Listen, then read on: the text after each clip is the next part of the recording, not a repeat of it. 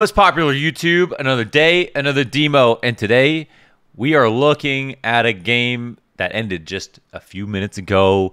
ropz had a fantastic T-side versus EG, 24 kills, another Nuke T-side, that's one for the books. This one was on LAN, and we know ropz got a LAN buff. And it honestly, can we talk about this for a second? Honestly, after watching Cologne, I didn't care that much about the idea that we were going back to LAN, and that because these players are not playing in front of a crowd. Yeah, they set up in the arena, the air conditioning, it's a little bit cold. The desk height, the seat height is not the same. Shiro doesn't get his IKEA Marcus anymore. But there's no crowd. They're still nuts, but you know what? People were fucking nervous. People were whiffing shots. I think OG choked yesterday versus Big. I think Tabson got a LAN buff. And I saw someone say that the best players got better on LAN and the worst players got worse on LAN. I fucking love that. I hope that's true. I didn't expect it to be like that, but now I'm starting to see some nerves come out of other players, and it's making me excited. But ropz, this man is unshaken. He's unbreakable. M. Night Shyamalan Ding Dong would make a movie about this guy. He's a superhero in real life. How nuts was he? 38 kills on the map. We're just going to look at the first half. Because over here on Nuke, look at this. 38 and 17, 138 ADR, 2.02 rating with a 24 and 8 T-side. Here's one more thing about ropz that we're going to talk about right now, okay? In the last demo that I did of ropz, I kept hammering this point home, my own perspective, that ropz is a top 5 rifler in the world. Yada yada, everybody knows that.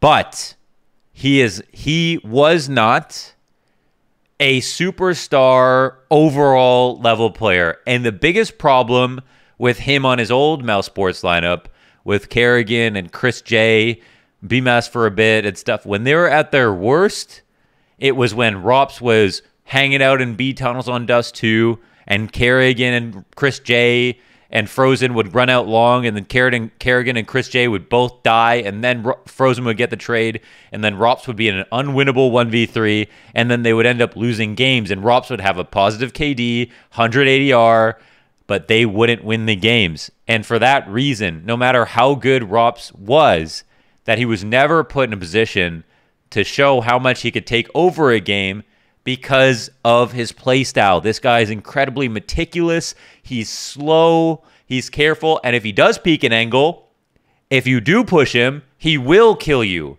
He can guarantee map control. He can guarantee it by himself.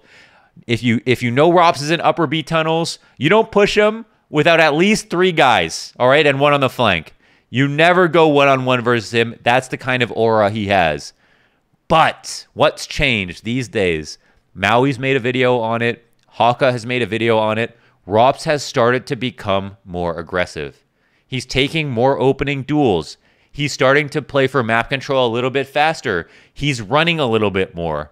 And this might be the perfect game to exemplify how and when he's become more aggressive. If he is really taking more risks, or if these kills came to him. I was passively watching this game while I was doing something else, and I came and saw in the second half that he had 38 kills overall in the match. But now I want to watch this T side, which should be a good example of him taking more initiative, and see if that has become palpable. That it's not just the opening kill percentages stats that have gone up, but in reality, when you watch the games, he still has passive effort. Let's see. Has ropz really changed a lot? Because what we know is that he's capable of being every bit as good as any of the other top 5 players. But so far, even with you count top 6 with Blame F, him, Nico, Blame F, all lurkers. That's why that helps with the kills and whatever. ropz is probably the slowest, the most meticulous of all of them, even more than Bait F. Nico is not always the lurker, so he was already a step ahead in that regard. But ropz is evolving before our eyes. He's evolving. And is there a world where ropz can get top 1 in the world? As a rifler, probably not. If ZywOo and Simple exist, probably not. But does that mean that he can't be the best player in the world? It doesn't. there's still the chance, just by watching, from what we can see, you know, him, Axile, Nico, whoever's going for best rifler in the world this year, whoever's in the running, ropz could be the best of those guys. And for anyone's money, for the people who watch CS and understand what they're watching, can just confidently say he's the best player in the world. He is moving in that direction. And wouldn't that be cool with a K? Let's go ahead and watch the game and see what this T side looks like from ropz's perspective. And exactly how good was he? And also, of course, as we know, a beautiful demo on native. I actually entertained the idea of... Look at this. He just walked out of hut. He just walked out of hut. It was like a minute 45 still on the clock. He walked out of hut. It's already a different man. He's not the same anymore. Something is going on. Look at this guy. He's taking risks going down the vent. He's activating his lurks. He's faster. I don't know what it is. I don't know what's happened. I don't know what flavor of G Fuel he switched to. But this guy has a little bit more pep in his step. Look, he's even getting forward spawns.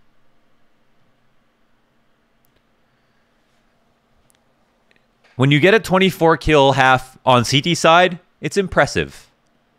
But when you get it on T side, that's what gets the people talking, okay? Because T side it's the more complicated half. You don't get to pick a spot and master it. On T side, you have to play a number of spots throughout a round. You have to be able to scale, which is one of the most important skills that top pros have when it comes to either joining new teams or growing with a team or having impact on T sides. You'll see the number one thing that people struggle with when you watch a player who's coming in as a sub or a new player on a new lineup is struggling with scaling with a team on T side. If you don't scale properly, then you won't have impact, or you'll always look lost, or you'll always play reactive. It's one of the hardest things to do. On CT side, you don't have that problem. You know, you have two-player push tactics where you go and get map control back. On T side, when you're scaling, the difference is you're clearing out angles in groups of 5 potentially, getting out onto the sites, and you have to be both in tune with what you're watching on your crosshair and on your screen, and also be able to keep it moving, keep the goalposts changing, right? Whereas on CT side, you pick a spot, your favorite angle, you hang out there, you wait for them to come to you. It's so much easier in that way. All right, you have a whole domain. And ropz in the second half put up 15 kills as the ramp player, also top frag in the second half, of course. You know, in a place where you're rotating. Like, I mean, even that was just nuts. But maybe we watched the whole thing. 38 kills. Lately, I've been doing less of watching one half at a time and just watching the entire game because there's been so many fantastic performances. And I won't lie, nothing has made me happier recently than everybody tweeting about CS again, because we've got a LAN. You know, we're watching 0 ping gameplay right now. ropz is walking around on 0 ping. It brings him a fucking tear to my eye, dude. It's such a wonderful thing to think about. And you better believe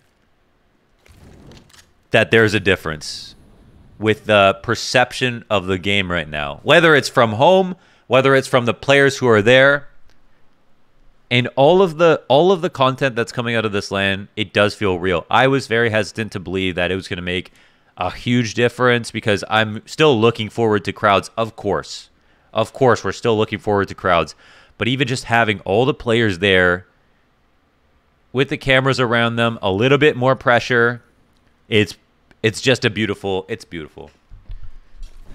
Earlier this year, Flusha talked about, sometimes he said, I didn't even know what tournament I was playing in. I would open Counter-Strike. We'd be playing a match on Mirage.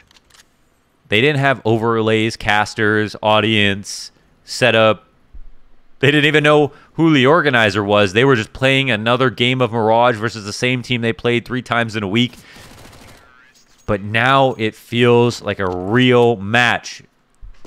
They had to fly out here, spend 2 weeks in a quarantine, are sitting on a stage, setting up. Config talked about being able to put your keyboard and your mouse on the stage. Just that feeling. It just feels so nice, and it is sick. You know, it is sick already seeing what could be differences coming out of LAN. I really didn't think it would make that much of a difference yet, but it clearly already has. Is fantastic. And I remember at the beginning of the pandemic, one of the things Device said was, I miss LAN so much because people used to make so many mistakes. Okay, fast opening play into the vents from ropz. Can we talk about this position really quickly? Why this is important? All right. So on the CT side, if someone drops vents, you have to call a timing. If ropz makes no noise going down the vent, but he drops the smoke and there's a chance he could have dropped, you call a timing. Calling a timing means you are saying to your teammates that there's a chance that someone could have gotten somewhere.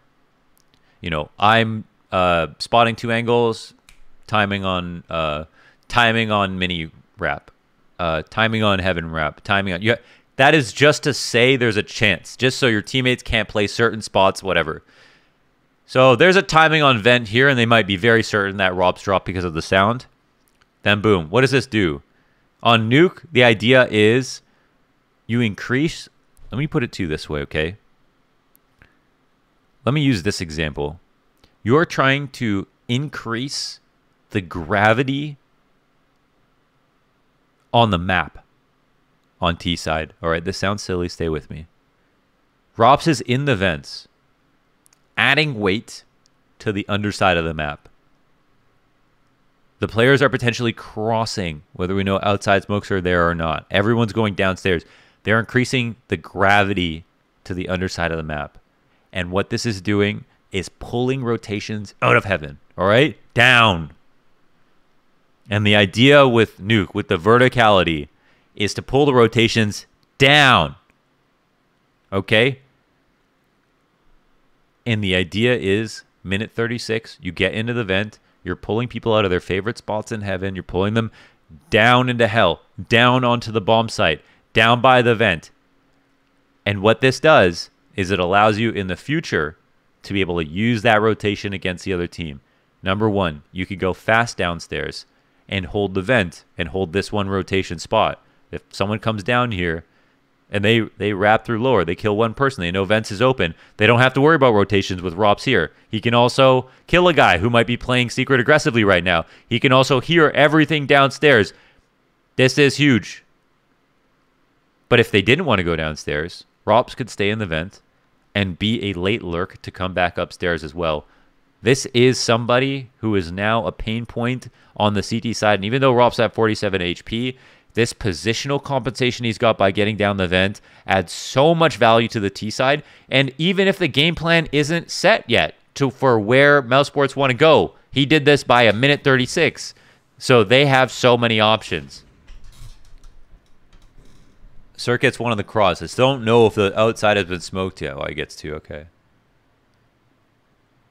Well, that's some compensation back. It's obviously going to be a little bit harder to do anything at this point, but they've made it lower. They've cleared out some of these lower angles. They don't know if any CT has already, made a pre-existing rotation into lower. But now with these numbers, EG don't have to worry too much. They could be playing standard upstairs, have one on the ramp. Maybe they have 2 on the ramp, 1 watching into lower for the cross, and then 1 behind him making sure no lurks are coming out, whatever. But they have pretty good info right now. Like, they might be very, very comfortable. So here, they're trying to crush lower by clearing out all the angles, and ropz is again holding on to this little piece of map control. So still waiting, and Frozen, this is the one that puts the round away, really. Frozen doesn't get his kill. He probably had a chance there, and now they don't win. So there's not much counterplay here for Mousesports. They had a good amount of map control even with 3 people, but that final kill, and now there's just no way to plant, right? You can have decon and you can have control, but then there's still ramp. You still have to have nades left over to be able to smoke ramp out. And if you don't have any flank coming in for it, you grow some longer arms, ropz, then there's not going to be a real way back into this round. Sorry. there is a plant. There is the Astralis plant that you can do to control side with ropz here. So they actually had it. Okay, they had an opportunity. They cleared out decon and they had control side, so they didn't have to peek it. So this play makes actually a lot of sense from Mouse Sports. I didn't even think about that for a second, but that was actually really good, even though they didn't get any more kills. They had a chance, but they more importantly, they got the plant down, so that gives them some money. I thought Obo would die to ramp if they were spotting into it, but they didn't even bother watching because they had such a big advantage. So this is the other thing. We talked about this already before. I can't remember. Was it Bit? It was a T side with Bit, where he was also the squeaky holder. So this would be good to compare to the way Bit played. And when you're here, you're trying to put pressure on Squeaky, throw the smoke down to bait out some utility in response. And you can see they're executing just after that smoke comes out. And ropz looks like he's having a little... Oh my god, he's having a little bit of trouble with getting the up scare. Oh my god, this is insane. After his two teammates die pushing into upper, ropz kills literally all three players on site, and there could be one extra rotation. But now, because there's still 50 seconds left, he's looking to find some impact on it. Look, this round was over completely. And now they are totally in it as well. And I think it's one spotted in heaven. And I think the bomb is spotted inside of lobby. Oh, I heard there was a big round. But I didn't watch it myself. And oh my god, ropz comes quickly, but quietly up the ladder. And aces all headshots as well. Holy shit.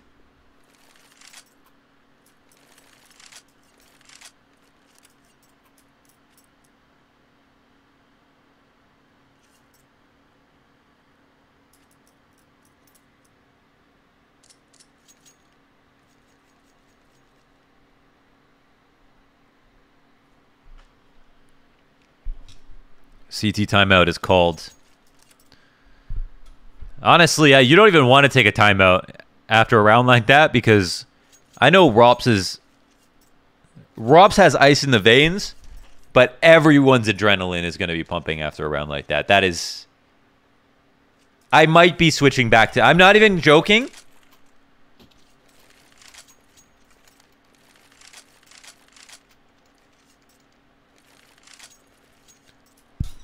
Native is different, bro. Like, even look at my net graph. Like, even looking at my net graph.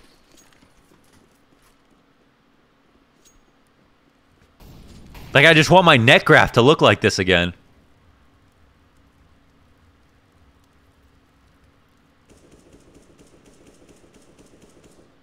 That was about as sweet of an ace as you could possibly ask for. I heard about this round, but I wasn't watching it. My mom came over earlier today. I haven't seen her in like 2 months. I made her some curry. And I've been cooking a lot, but she's never tried my curry, so I wanted to make sure it was bussin'. And I won't lie, I made some of my best curry. I didn't even try it. Tasted it, but I didn't even really try it. I gave her some to take home, so I'm awaiting the review. I'm nervous. But she said when I was doing all the preparation and stuff, she said I was cooking like a pro. Almost cried. I was one of those lazy-ass sons that, even though I had a literally superstar chef mother, never learned how to cook when I lived at home. Okay. Back to the game. Oh, my. Oh, it's just more impact, isn't it? Oh, it's just more impact, isn't it? So I think about Squeaky in the same way you think about, you know...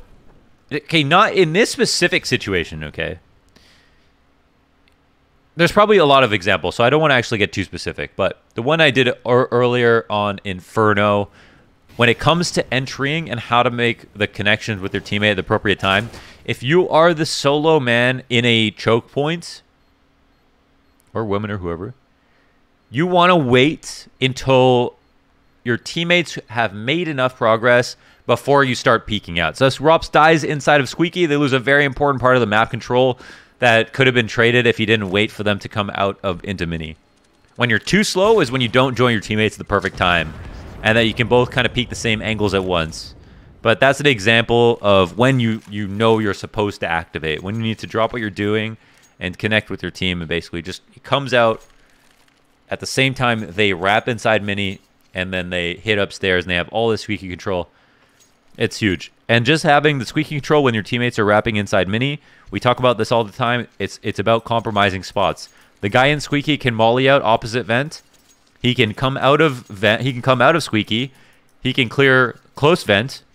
And his teammates in mini can all just look directly in front of them. They don't have to look through any crossfire at all. That's the idea behind splitting squeaky and splitting mini.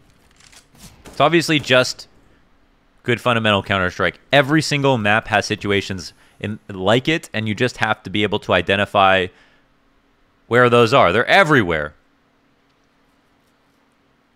But squeaky on this map is arguably the most important. It gets the most play. You can send 5 players out squeaky and win a round. You can vent drop off squeaky. You can bait out the most utility from squeaky. People will re-smoke squeaky 3 times in a round, in a round, excuse me, on CT side, because of how much they need to be able to rotate in between it, deny information, whatever it is. ropz does not waste ammo.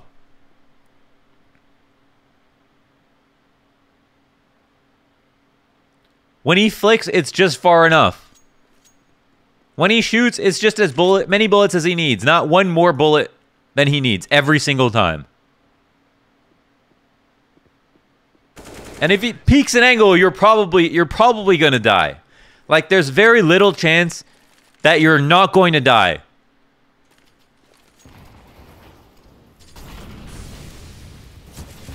Makes it out again and lives. Makes some noise on the ladder. They knew he was coming. They did a good job of trying to stop him. Sometimes you're mollying in the vent for this play. Sometimes you're throwing an HE in it. But here's the exact same protocols you see from Mouse Sports. Wrapping outside, getting into lower. I would like to see a round where it's 5v5 and they make this happen. Of course, that's a big advantage towards Mouse Sports. But I'd like to see what they do, you know, when they have a good chance of winning. Now, they still do. Okay, maybe this is an even better situation. They lost 1 player, but they made great progress. And they're punishing the fact that EG are not playing a player in lower. Now we've got Cirque off the ramp. And they exit both out of decon, not taking over control of control side. They avoided that entirely. And I don't even know. Okay, everyone's just killing them within the site. All right, and there's, again, not much for ropz to do. They put him in a position to basically have the easiest kills in the vents, even though he takes the biggest risk early on. And then he can come in as the clutch at the end. But, of course, on 10 HP and the amount of players left, though, there's no recovering that bomb. So now he's just looking to save, but he ends up dying. 2-6. They're having some trouble in this half of converting that positional advantage of getting into lower, making sure control's cleaned out, decon's cleaned out, and then actually getting the bomb down on the site. Now, you can throw nades out of decon, like you can bounce a smoke out of decon and connect it to the back of the site and plant. I don't know which way they went with it, but they can also go to control and throw the smokes and mollies that way. But whatever they're doing to get into the sites is not working out so well, of course. Yeah, that is an interesting thing about ropz, that even when he's holding an angle, he's always moving a little bit, just to. He's active. He's very active. He moves very slowly to be careful, but he's always very, very active in the sense that he's extremely sensitive to threats. Like he has the idea that, you know, you could be here or you could be here. I'm not really going to take the risk of just trusting that I know where you are. Instead, I'm just going to make sure, if I have the time, to kind of deal with the situation perfectly. All right, Breeze dies opposite vent, and another situation where there's basically no use case here for. I mean, there's no counterplay for a lurker. Like you've already lost the round. That's it. So that your teammates can't get the entries. You don't convert even numbers or even slightly even numbers. No, you don't have the bomb. There's no way that you're going to win the round. And then there's also the name tag problem, that if you press tab and see who the last person is, you already know where they are, basically, if you kill everybody else in the bomb player, in the bomb holder. This one, Mihu drops right into ropz' crosshair, and this is another example of ropz kind of coming out first and doing the dirty work and destroys Cirque off the corner of this turnpike play as he's trying to leave. Luckily, Cirque has a teammate, or ropz would have even stayed alive there. Some nasty stuff and a fantastic refrag from his teammates, but yeah. The opening kills are starting to come a little bit more often for ropz. Yes, definitely. Oh, man, this is a funny round, isn't it? Oh, I think this might be a funny round. Oh, no, this isn't the funny round. There's another funny round. Is there a chance for Acor to win? Oh, my God, yes, it's the funny round. Oh, my God.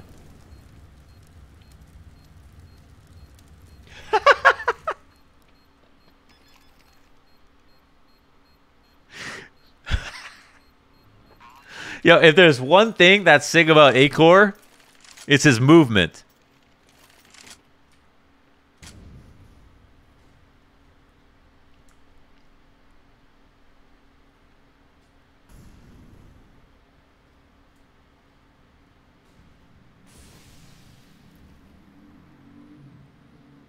And that's what makes that so funny.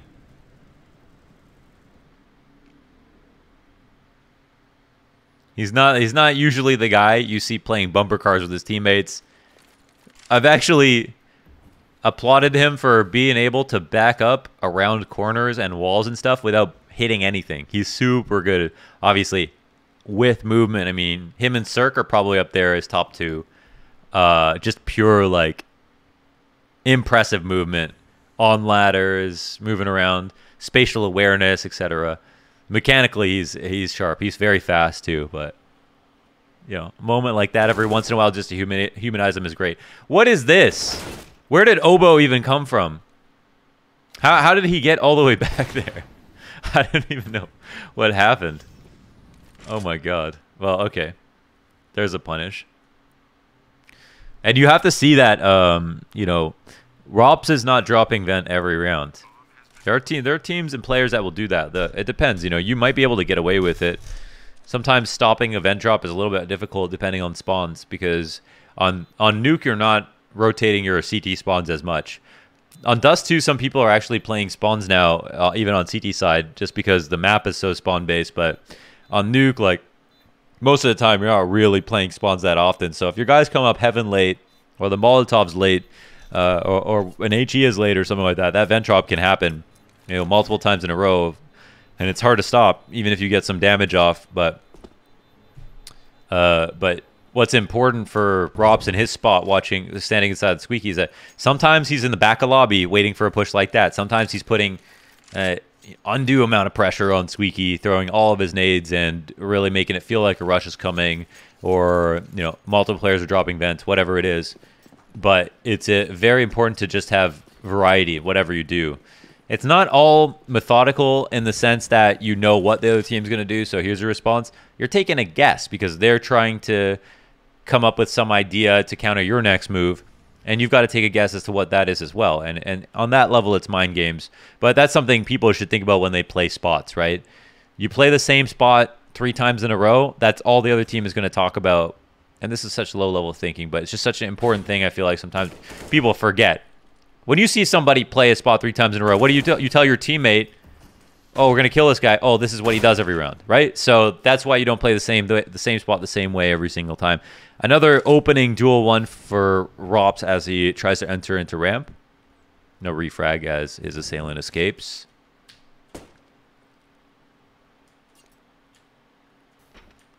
And we move on forward. The round distills, bomb plant. Let's see how the 2v2 plays out. If they win it. Damn, bro. See, that's a confident opera right there. Aiming right between two. That's a situation that's reactive, where Acor is actually aiming in the middle of both angles, because you don't have, I mean, it is a 50-50. Who knows really which side the guy will peek. And you see a lot of good operas do that. It's not a terrible thing to do. I've seen Simple do this.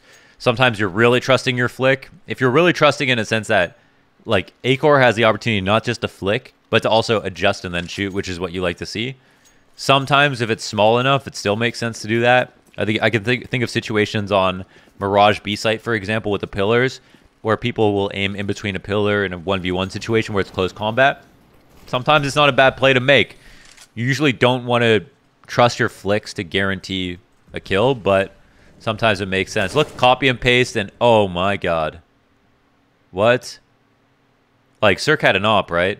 They call the timing on the vent drop. Cirque comes out to clear it. He has an advantage to kill ropz, but it damn sure did not look like he had an advantage to kill ropz there. That was...